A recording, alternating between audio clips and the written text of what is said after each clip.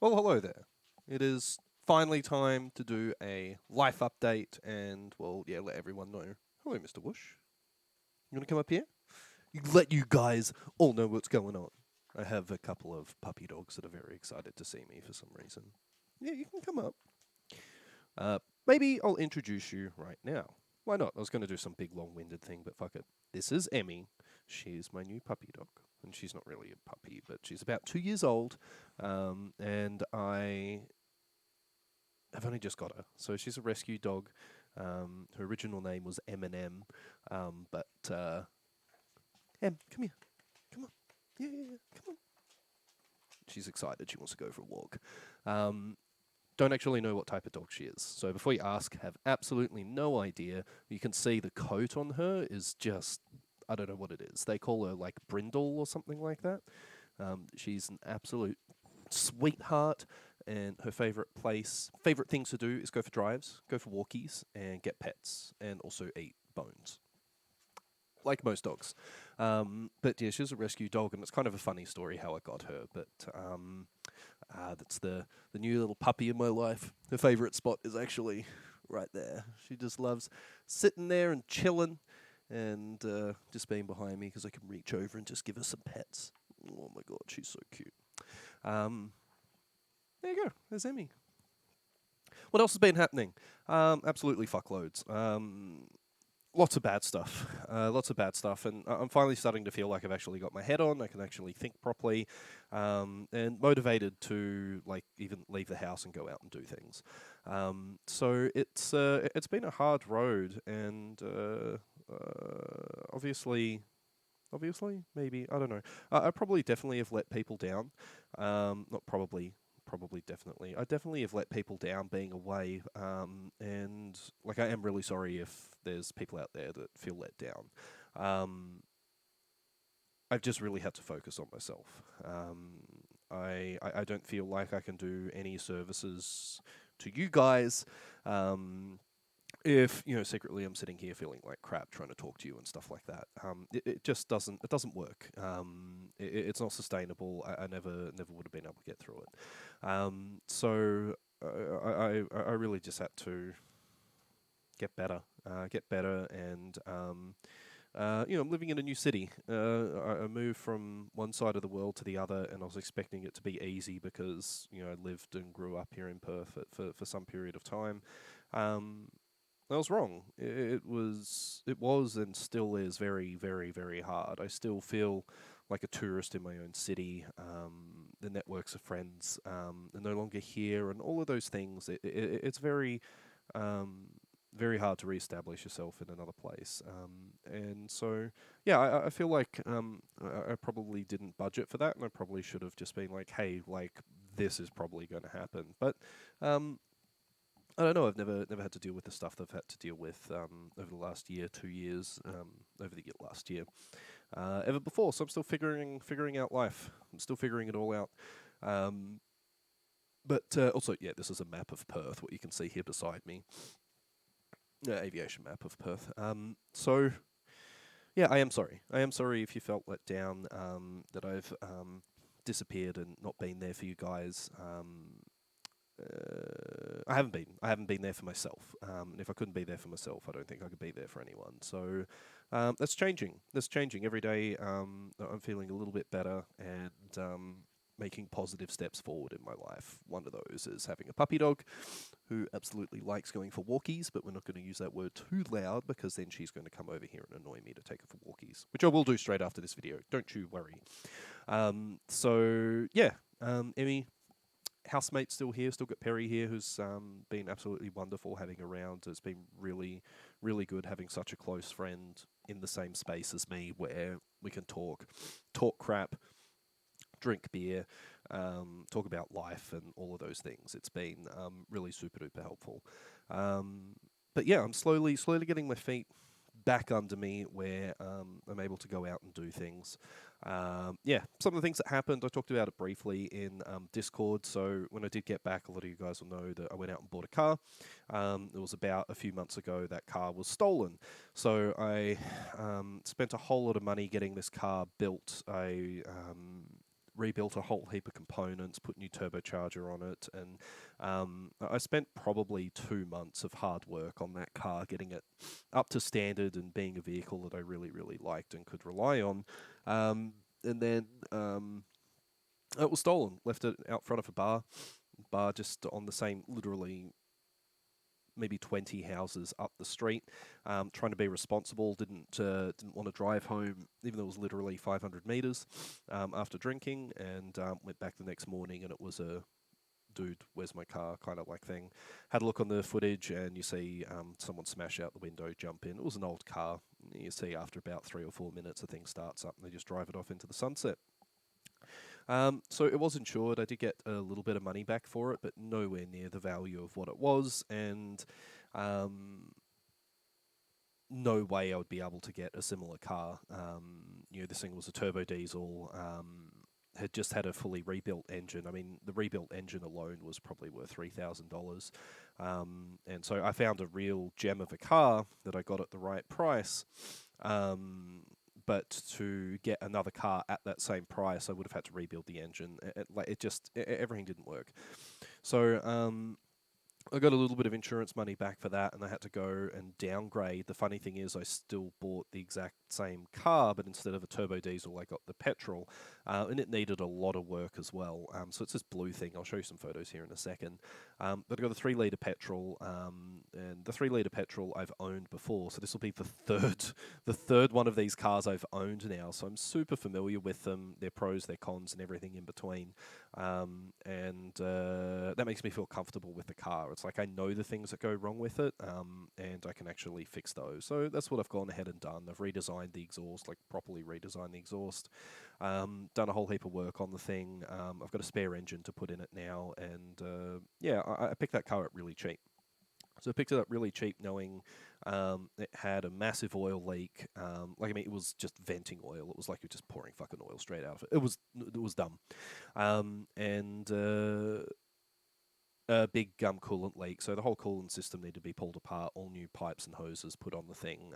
There's about 10 or 12 pipes that needed to be replaced. Anyway, you don't care. Car, it's fixed. It's still running okay. It really needs the engine put in the bin and have a new engine put in it, which is kind of funny because the car kind of... the long story with the car is because there's so few of these cars out now, that's like a 25-year-old car. There's so few of them still on the roads because people aren't willing to put the work into them, and there's still a very good car. So my car ended up, the previous owner, or two owners ago that used to own it, he had a whole bunch of stuff in his shed, a fully rebuilt engine, all of this other stuff for that car. He ended up selling it 5-6 years ago. Still had the engine. So through the grapevine of there's only a handful of these cars left in Perth, he was actually going to throw that engine out, fully rebuilt, new heads, new everything, and he was just going to throw it out. So I said, I'll take it. So I gave him $80 for a fully rebuilt engine, brand new heads, brand new valves, bottom end fully redone, new water pump, timing belt, all of the major stuff, brand new engine for $80. So bargain, absolute bargain. It's worth more in scrap value. Literally, the heads are all aluminum for you North American folk. Yeah, no, we're not going for walks. Fuck off. No, they like playing. I will talk to the dogs a lot. So yeah, anyway, got a car. Got the car up and running. In the meantime, I was using the bike, and it's been winter here, so it's been a little bit shitty with weather. Nothing like North American shitty weather, but still been shitty weather. So I'll keep going with the life update. I will show you some puppy dog pictures because puppy dog. There is Em. There's her giving us a little bit of side eye. She's an absolute little sweetie. Also whiskey cabinet and wine. So this is like one of my favourite spots in the house to chill. So I've got like this fireplace there. So there's a fireplace, and there's Emmy and there's Whoosh. So that's the housemate's dog. So this is my winter, has been sitting around the fire listening to music. And this is a good picture to show you her coat. It's like she's like I don't know. Someone that knows dogs more than me will be able to get that. But they call it a brindle coat, and I don't know, she just looks absolutely lovely. She's a little sweetheart. It's their favourite spot. And here's a dog on a beach. There's a dog on a beach. There's Whoosh. Fresh water going out into the ocean, and she just had an absolute ball running around out there. Absolutely loved it. Dog on a beach doing a patrol look around, if you will. And here is some dogs arranged chronologically in size. She went out and made a friend. Yeah, so that's little Emmy, and she is an absolute sweetheart, and I'm very, very, very lucky to have her, and I'm glad I can give her a home, and that she feels safe. That's all that's important, and she's done good for me. Gets me out of the house, take her for walkies, take her for drives, because she loves going for a drive, like literally just put her in the back seat of the car. I've got a little doggy seat belt for her, wind down the window, and she doesn't care where we're going. It doesn't care, just wants to get her head out the window and enjoy it. It's she just loves it. So it's really good how she's so calm and not stressed. She's a perfect fit for me, which is good news. What else has been happening? Well, I'm pleased to say, aviating has been happening. Flying. I went and flew some fucking aeroplanes, man, and feels really good. Feels really good. I've been trying to do this for years, and finally everything came together. I had an opportunity, and I thought it was worthwhile pushing forward for a license to demonstrate some of the shit that I talk about on this channel. Where I can jump in an aeroplane and be like, in summary. So I went ahead and did that. Jumped in this little two-seat aeroplane, and I went off and got my medical done, did all that stuff so I could make sure I'm still safe to fly. And turns out I am. Medical signed off, and I started looking around for places to fly. Flying out of Jandakot, as I've discussed before, was really expensive. There was a company down there, and I still am going to fly with them because they got some cool little aeroplanes. But this other company, really cheap, and I kind of fell in love with where they're flying out of because it's interesting. For you guys who've been watching me for long, you know I love interesting aeroplanes, whether it's in the sim or whatever. It's interesting. Like 172, no one cares. 182, no one cares. Piper, no one cares. No one cares. They're just fucking aeroplanes. And so these guys had some interesting aeroplanes. I've talked about them. They were that company called Top Fun. And what's funny, very funny, is some of you may also remember the type of aircraft that I'm talking about, because there have been several streams where I've been like, not been like, literally said I will never fly in that fucking aeroplane because they're a piece of garbage. And so yeah, that's the exact aeroplane I've been flying for the last couple of weeks. It's a thing called a Jabiru. If you remember rightly, I talked a lot about the Jabiru engines and how there was something like 170 engine failures over a period of like 3 years or whatever the hell it was. So I'm flying behind that engine.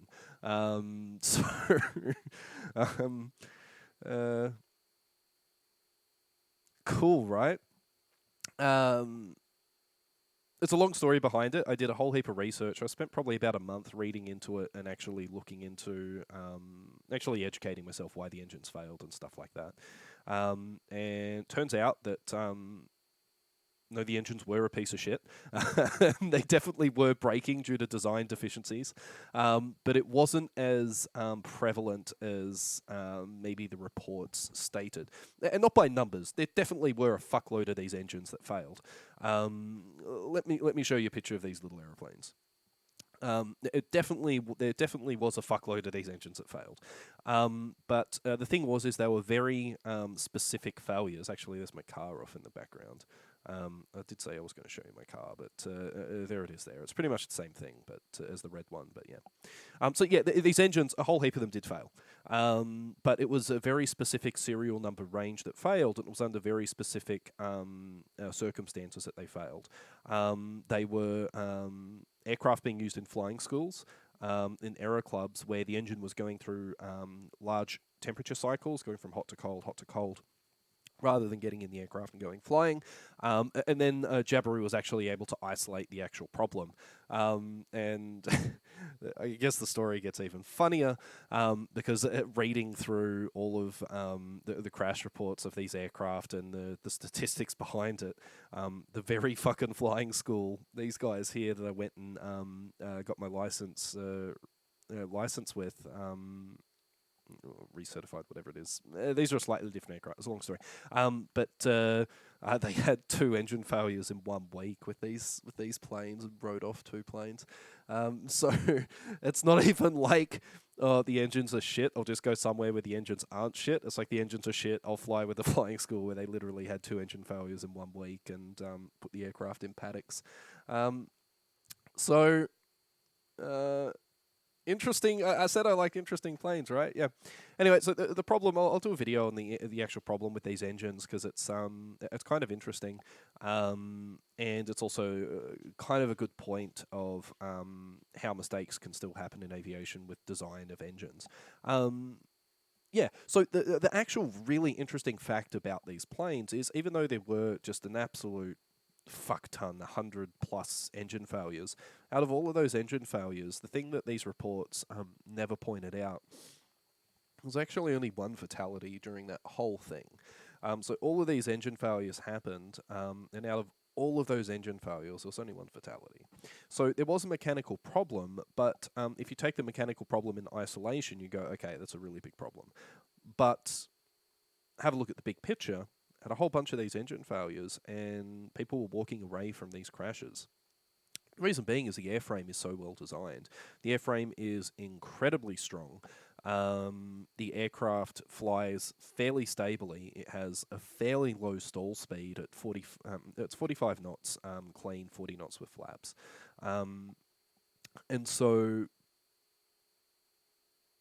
because of that, these aircraft being really robust in how they're built, slow speeds, easy to fly, docile, and they glide like a glider. The glide ratio for these things is something like 16 to 1. A 172 is something like 7 or 8 to 1, maybe 9. So these particular aircraft, you can lose an engine and you're still on a navigation exercise. If you're at 2,500, 3,500 feet, you can glide a long way in these things. So if you don't like what you're looking at out the front, it's a whole heap of forest. Well, you're going to get to somewhere where it's safe, which is I didn't know. I didn't know that or understand that. And back in the day when these engines were falling out of the sky before they identified the problem, I wouldn't have flown in one. I still wouldn't have flown in one. There was a very distinct problem with the engine, but now that problem's been identified, it can be managed, and I know what to look for. So before I can go flying, I can pop the cowl of this engine, have a look in, and go, okay, here's where the problem is. Again, it's for another video. But the headline here is I'm fully certified to go flying again in Australia. Got everything signed off again, and for the time being, it's just going to be in these light sport aircraft, these little 2-seat aeroplanes. Just because I'm not going to... One, I don't have the money, and 2, I'm not going to spend $400 to hire a 172 for the privilege of flying a 172. That's really fucking stupid. The pricing here is dumb. These guys here, I went up and did a 30-minute solo on Sunday. It cost me $80. Like... it's great. So let's talk about why I fell in love with this place. These are the aircraft. They've got 3 of these planes. They also have a little J3, not a J3, a little L2 thing here, which is kind of cool. So they've got a tail wheel. It's a spotting aircraft. It's from it's a 1939 series aircraft, 1930 something series aircraft. It's kind of cool. I would like to fly it, but I'm probably not going to jump in it right away, just because the engineer in me wants to know as much about these aircraft as possible. I think pilots look at it and go, okay, it's got wings, it's got, sure it flies, it hasn't crashed before I've flown it.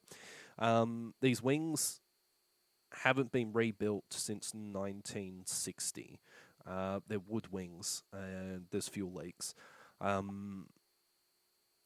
I will not fly this aircraft until I've had a chance to help with an annual inspection, and know that the timber spars have been inspected by me.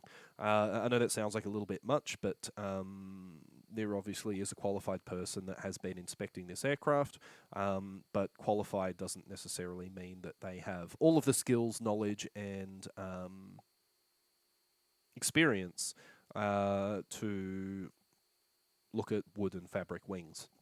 I didn't. Even when I was at Vintage Wings, we'll do a puncher test on the fabric. I'd have a look around and then be like, I have no idea what the fuck I'm looking at. We need an expert. And there's not that many experts in wood wings and fabric aircraft anymore. There just simply is not. And I would know if there was a wood fabric expert here in Perth, and they're not here. So that makes me iffy. But the point is there's a cool aircraft that I'm going to look forward to flying at some point. It's hand prop. The radio's battery operated. Like, oh, talk dirty to me. What a fun little aeroplane. But I need to know those wings aren't going to snap off. It's 50-year-old wings, 50-year-old wood wings in there. Makes me a little bit nervous. I'd rather fly in these things that fall out of the sky every second day. I'm kidding. They're not that bad. So why I fell in love with this place is to find the airport was really fucking funny. It was really funny. I went to. They have 3 satellite schools. So they have one in. Have one in an area called Bindoon. They have one up further north at Mora, and then there's this one at Greenside. And so to find Greenside, it's not on the map. It's not on the map anywhere. You can't see it. It's not even listed. So I was talking to one of the pilots. They're like, okay, so how you get there, you're going to go down the highway, you're going to get to these set of traffic lights, turn at the traffic lights, drive through, you're going to go through this town, it's going to be fantastic. When you get through the town, there's going to be an overtaking lane. When the overtaking lane ends, you're looking for the second driveway on the left. Now, when you get to that second driveway on the left, there's 2 gates. Open both the gates, make sure you close both of the gates before you go through. Don't get out of your car, there's too many bees around because the guy that lives in the front has beekeeping hives. And then close the gates, drive through, and then you need to follow the road around to the left. Mind the sheep, cattle, and alpacas. And then you'll see a windsock and there's the airfield. I'm like, yes, fucking sign me up. I mean, what do you mean? And you think I'm fucking exaggerating all this? Absolutely not.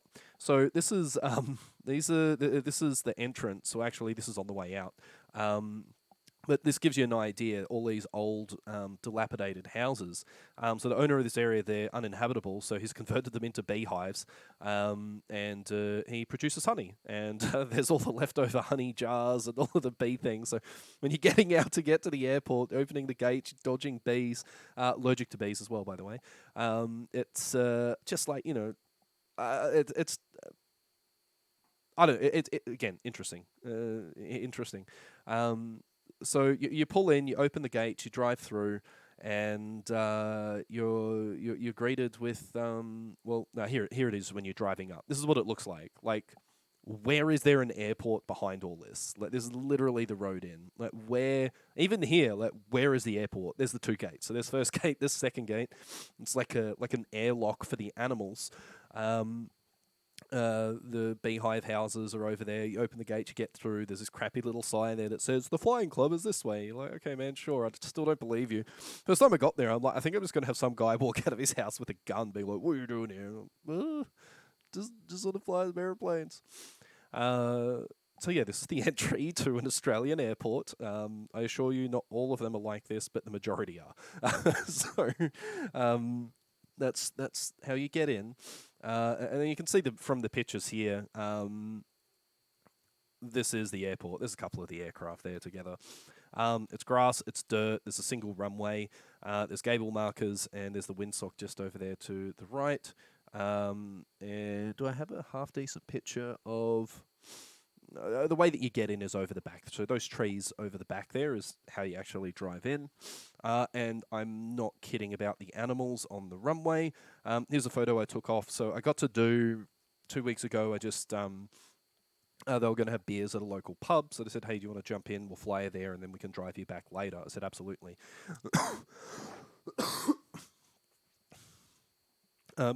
Sorry. So they just said, you want some beers? Come for a ride. We'll go do that. So I'm like, absolutely. Off we went, and I was able to get some photos. This was our departure down the runway. So there's the runway. So this is taking a photo just looking out the front left window. There's a gable marker telling you where the runway starts and ends, and those are cows. You'll notice a lack of fence and the dirt runway. So you literally need to shoo the animals off this runway before you can go anywhere. I was like, I need to fly out of here. I need to do this. This is too cool to not do. So obviously got some photos when I was in the air. I haven't had a chance to record any videos or anything. This is what the cockpit looks like on the inside. They're a very, very, very, very basic aircraft. No AH, no DG, nothing like that. Yeah, just got a GPS, a airspeed indicator. I mean, you can see it. You're literally seeing the whole aircraft. The engine instruments over here on the right. It is surprisingly a roomy aircraft. There's actually more room in it than a Cessna 172. I'm a big guy and I fit in it comfortably. I fit in it really, really comfortably. Again, I'm going to actually do a flight sim, my style flight sim review of the aeroplane, because objectively, the way the aircraft cockpit is designed ergonomically is garbage. It's absolute fucking garbage. The way the actual cockpit ergonomics are designed. The thing that you're seeing in front of you is the throttle. The flight controls are in the center of the aircraft. The brakes are in the center of the aircraft. No toe brakes. Again, I'm going to do a video on it because it's pretty funny. But even after all of those things are said, it is a cool aircraft.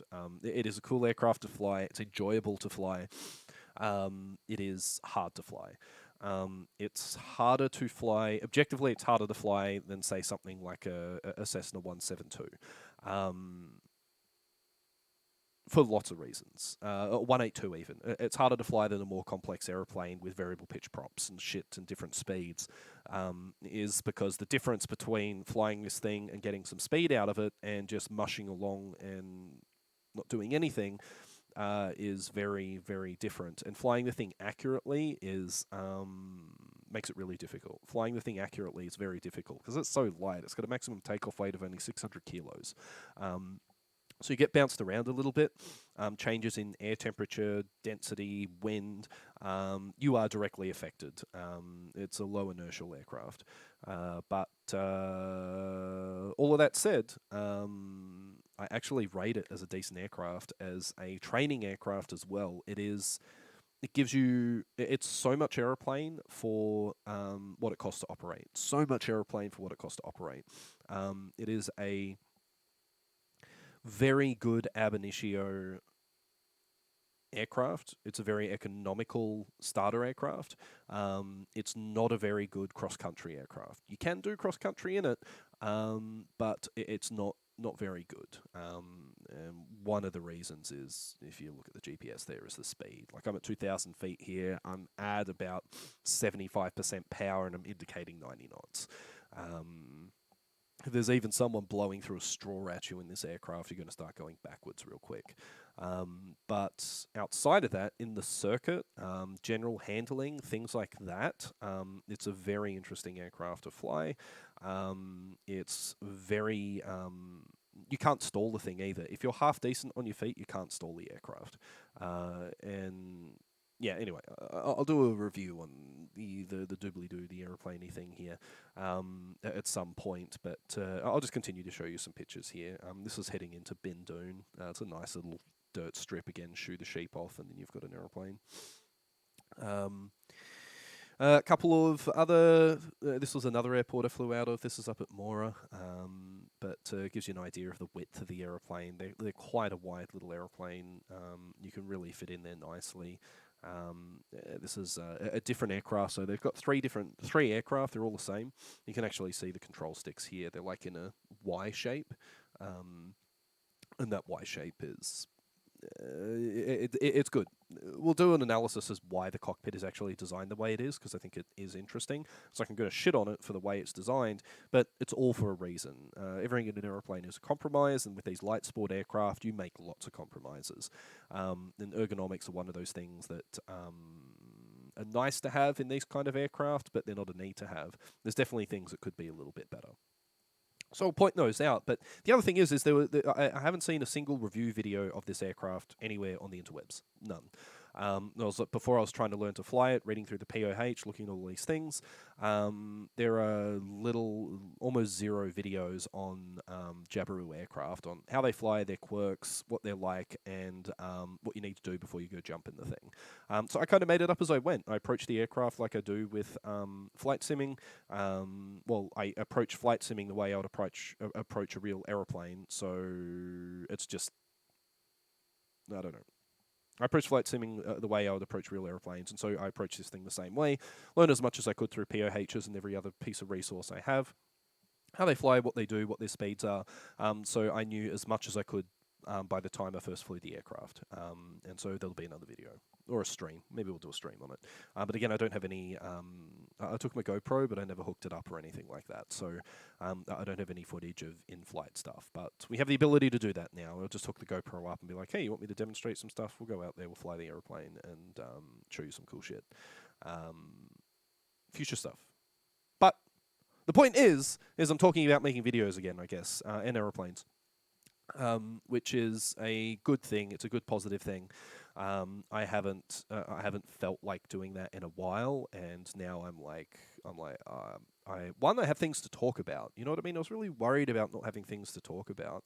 So I was asking some of the guys on Patreon to give me some list of things to do. We're still going to do those because I really like the things that some of the guys sent through. Like John was asking for a complete MCDU talk about the TOLUS A319, going through all the menus and how that displays. And I did a whole bunch of reading on that, and I've got a little PowerPoint thing there I've been running through to do a presentation on the MCDU, how it operates, and its various modes and all of those stuff like that. But having the drive to want to produce things like that, even if it is live on Twitch, I haven't had. Now I do, and it kind of feels good to be able to say, I can show you things in an aeroplane, multiple different aeroplanes now. It's a big deal personally. It doesn't sound like much, but it's a big deal. It ticks a thing in my head where it's like, I'm relevant, or I can have something to talk about, or whatever. So yeah, it's going to take me a little while to get back into the video recording headspace, I think, but I'm already there, and I just be myself in front of the camera, and then if you don't like it, it's like, oh, you don't have to watch it. You know what I mean? Like that's all I've ever done. It's just like I'll just sit in front of the camera and talk about stuff, and I'm not going to try and be or do anything that I'm not. So, yeah. So now we're flying airplanes. We shoot cows off the fucking runway, and then we go burn some fuel and do some cool stuff in an airplane. Cool, right? So the next step is, with this stuff, I'm just going to fly it a little bit more, and I'm hopefully going to look for work or do something where I can bring some money in and get my instructor rating. That is the next big step. I think it's attainable. I'm kind of impressed with myself with how quickly I was able to demonstrate all of the competencies I needed to. Took me 5 hours to do everything I needed to do. It took me 5 hours, so I haven't flown nav flights. I haven't done anything like that in years and years and years. I've flown just going up and buzzing around, but you don't have to think for that. I was able to get a map and compass, demonstrate a 2-hour navigation exercise flight test. I was able to do a flight test with engine failures on takeoff, glide approaches, circuits, failures in the air, all that stuff, and it took me 5 hours of flying. That included 1 hour of solo.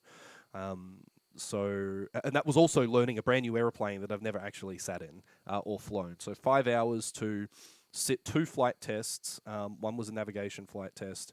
One was a general flight test, general handling flight test.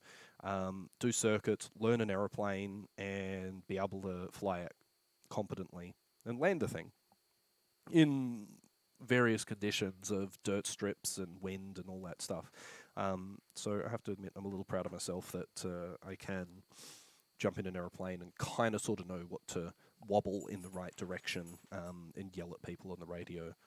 Jabiru, 5 mile. It's great because I don't. Those were basically my radio calls. I was an absolute expert. Yeah, so it felt real good, man. Felt real good. Still feels real good. So flying and shit in Perth. Flying and shit in Perth. So yeah, I did. I think I did say this was going to be a short video. I was wrong. It's already 35 minutes, but we've had a lot to talk about, or maybe I've just waffled on. Definitely waffled on. What else do I have for you? Not much. Explain's been changing. There's a whole heap of products that come out, but again, nothing. I've been keeping an eye on it, but just through gritted fucking teeth, that it's been 2 or 3 years now that the same problems have been there and they're not fixed. And maybe there's some light at the end of the tunnel, and then things get more broken. I saw Ilios's video of ground turbulence wake and things like a King Air like fucking flipping on the runway. Just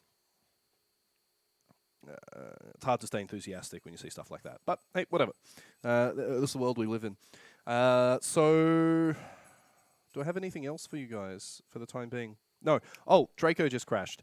I'm going to be doing a video on that. And I might... No, I need to take the dog for a walk. I'm going to do a video on the Draco crash because... 1, it's really new. 2, lots of people are going to be talking about it. And 3, it's interesting to look at. There's a few mechanisms there that are... 1, we've seen the video of the crash. The video's there. 2, Mike Patey there walking around doing videos on it. Is he going to fucking give shit to Mike? I think there's some valuable lessons in that incident. And valuable lessons that haven't been identified yet. I don't think Mike Patey has actually identified some of the problems there. So look forward to that. I'm going to record that probably after I take the dog for a walk and clean my head. So yeah, that will be on my agenda now. And it's going to be a video. It's not going to be a stream. I'll do a video until I feel a bit more comfortable, and we'll go from there. But until then, you've heard about my car, my dog, aeroplanes. I'm doing okay. Family's doing okay. I still have a house. What else? House is slowly coming together.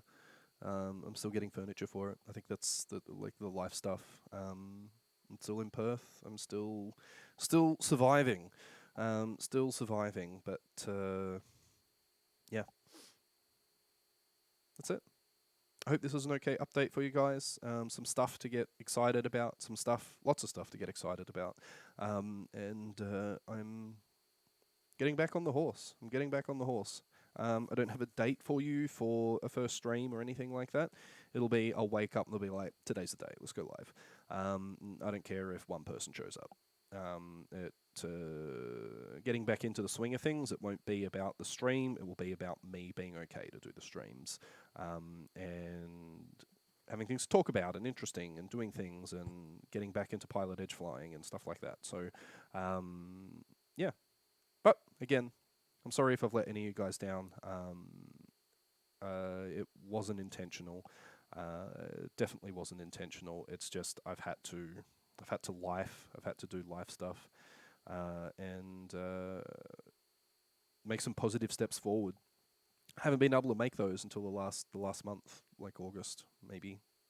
So yeah, that's it. Anyway, I love you all. Thank you for coming and watching again. I hope you enjoy.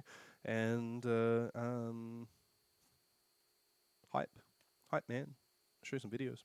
Not going to be citation max level videos. Our aircraft has a little less performance than a jet, but we can go around and do some cool stuff and demonstrate general handling and stalls and I don't know, buzz around, have fun, do bikini runs down the beach. That's it. Good luck, have fun, talk soon, and keep an eye out for the next video regarding the Draco crash. It's sad. But I am impressed. So I'm impressed with Mike and how he handled it. Strong man and valuable. We're going to use that, and I will learn from it, and you will learn from it. Maybe he will learn from it. Maybe the video will sneak over to him through some channels or something.